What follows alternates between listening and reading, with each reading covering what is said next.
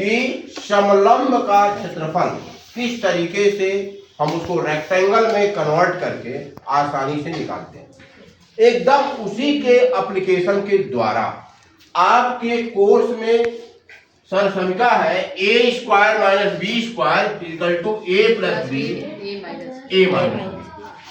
ठीक है, अब इसको कैसे हम डिराइव करेंगे, कैसे इसको डिराइव करेंगे या विजुलाइज करेंगे कि A square minus B square equal to A plus B A minus B हुआ।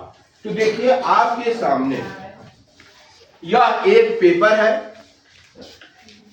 कैसा लग रहा, किस शेप का लग रहा, वर्गाकार square shape paper, square shape paper है जिसके साइड को हम एज्यूम करते हैं कि वह ए सेंटीमीटर है या ए यूनिट है।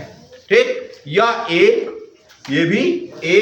इस तरीके से वर्गाकार शीट का क्षेत्रफल कितना हुआ, वर्गाकार शीट का क्षेत्रफल कितना हुआ, ए स्क्वायर। कितना हो गया, ए स्क्वायर। अब इसमें से ए स्क्वायर पूरे, फिर ध्यान दीजिए इस वर्गाकार कागज का क्षेत्रफल कितना हो गया, ए स्क्वायर। अब ए स्क्वायर पेपर में से हम बी स्क्वायर, देखिए इसमें एक निशान में लगाया हूं, ये मान लीजिए बी, ये बी, ये बी।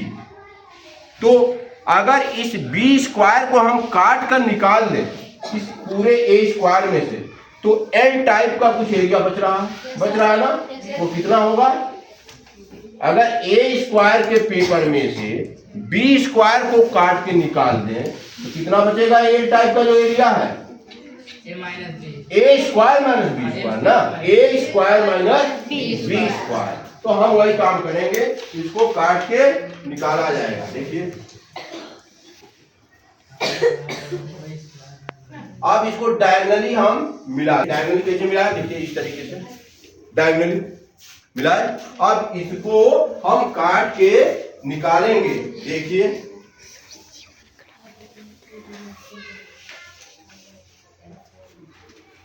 देखिए डायगोनली काट के बी स्क्वायर, ए स्क्वायर के पेपर में से बी स्क्वायर काट के निकालेंगे। देखिए बी स्क्वायर को निकालना है, याद रखिए आप बी स्क्वायर को, जो बी स्क्वायर बी शेप का बनाए हैं इसका, देखिए ये बी स्क्वायर काट के निकालेंगे।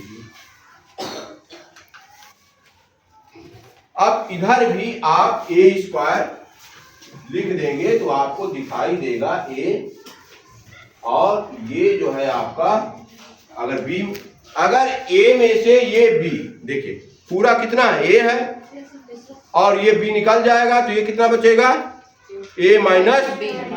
तो ए माइनस बी इसको लिख दीजिए, ए माइनस बी इधर भी लिख दीजिए जिससे आपको दिक्कत, ए माइनस बी, क्योंकि ए स्क्वायर के पेपर में से अगर ये बी निकल गया तो ये कितना बचेगा, ए माइनस बी। इसी प्रकार यहाँ देखिए यह जो है उसी तरीके से ये भी ए माइनस बी बचेगा ना, ए माइनस बी।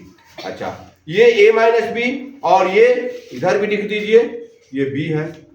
अब इसको काट के निकाल दीजिए। आप देखिए ए स्क्वायर के पेपर में से हम बी स्क्वायर निकाल रहे हैं, देखिए ये बी स्क्वायर निकल गया, ये बी स्क्वायर निकल गया ना।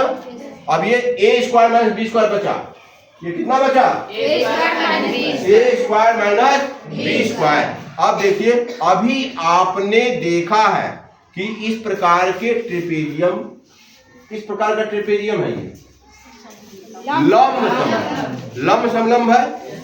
अब लंब समलंब को कैसे क्षेत्रफल करते, देखिए अगर इसको उल्टा करके जोड़ देंगे तो क्या बन जा रहा है, आयत। तो आयत की लंबाई कितनी हो गई, सोच के बताइए, ए और ये बी, ए प्लस बी। आयत की चौड़ाई कितनी हो गई, ए माइनस बी, और ये एल टाइप का ही पेपर है तो A square minus B square paper इसमें कन्वर्ट हो गया एक आयत जिसकी लंबाई ए प्लस बी, चौड़ाई ए माइनस। तो अगर तब इस आयत का क्षेत्रफल कितना हुआ, A plus B A minus B, A plus B into A minus B, और ये है क्या, A square minus B square. तो इस तरीके से ये प्रूफ हुआ कि A square minus B square is equal to A plus B into A minus B. ये रेक्टेंगल के प्रकाश में ए प्लस बी क्या है? लेंथ है। क्या है? लेंथ। और ए माइनस बी क्या है? इसका ब्रेथ। क्या है? ब्रेथ। तो लेंथ इंटू ब्रेथ ये रेक्टेंगल का देखिए, और ए स्क्वायर माइनस बी स्क्वायर वही जो आपका एन टाइप का पेपर था वही ना है। तो ये क्योंकि ये केवल ए में ए स्क्वायर के पेपर में से बी स्क्वायर निकला हुआ है ये, तो A square minus B square equal to proof हुआ ए प्लस बी। समझ में आया?